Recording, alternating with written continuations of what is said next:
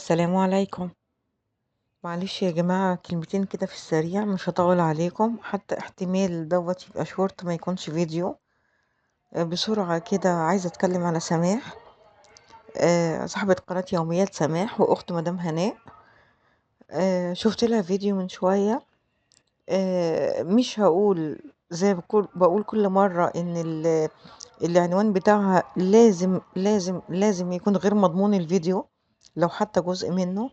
لان هي عاملة عنوان النهاردة ليه انا غبت عن اليوتيوب الفترة اللي فاتت. ده كل الحكاية 3 ايام يعني بتتكلم كما لو انها فترة ما علينا. وكاتبة ايه سبب اخواتي كلهم. ندخل الفيديو ما نلاقيهاش جابت سيرة حد من اخواتها، الا طبعا مدام هناء. مدام هناء دي التيمة الاساسية في كل فيديوهاتها. دايما يا جماعة مضمون الفيديو عندها غير العنوان تماما، completely different، مختلف تماما تماما. اوكي ما علينا. المهم دلوقتي هي طالعة دلوقتي بعت رسالة تحذيرية لمدام هناء، رسالة شديدة اللهجة. بتقول لها انتي قلتي في فيديوهاتك، هي متابعة، قلتي في فيديوهاتك ديت معناها ان انتي متابعة، عشان بتقسمي بالله كتير جدا جدا انتي مش بتتابعي، ومعظم الاوقات تبقي نايمة وظابطة المنبه وبتصحى عشان خاطر قيام الليل تلاقي رسالة جايلك من حد. لا انتي متابعة كل قنواتنا، ومتابعة قناة مدام هناء تحديدا. المهم يعني قلتي ان مدام هناء بتدعي بيل او بتعزم بيل انها تقعد عندها لما تنزل مصر في شقة الدقي، شقة والدك والدتك. آه انتي قلتي طبعا الداعمة، ما قلتيش بيل، بس طبعا باينة باينة.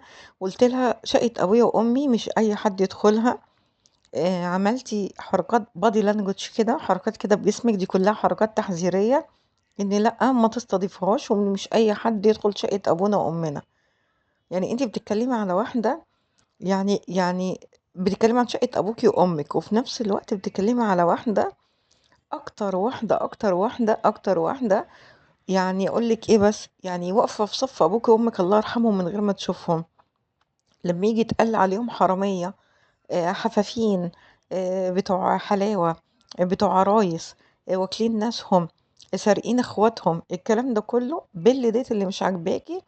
اكتر واحده، مش هقول في ظهر استاذ محمد ومدام هناء لان مجرد اسمائهم بس بتجيب لك ارتكاريه، لا، مدام بيل في صف والدك والدتك، ما بتستحملش كلمه عليهم، ما بتستحملش كلمه عليهم.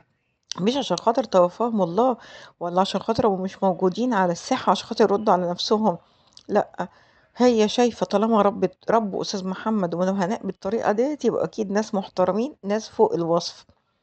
فمن باب أولى حبيبتي إن انت تقدمي الرسالة ديت لأختك موناليزا اللي بتستضيف عندها كل القنوات اللي بتسب أبوكي وأمك. ولا يعني حلو الموناليزا وحش لهناء؟ بتستضيفهم عندها، بتعمل لهم منتديات شكر ومدح. يعني هم مثلا يكونوا مثلا النهارده بيتكلموا عن والدك، ده الراجل كان كذا وكذا وكذا، مع انهم عمرهم ما شافوه. على والدتك الست كذا وكذا وكذا. على مدام هناء فايزة العايزة اللي مش عارفة عايزة ايه.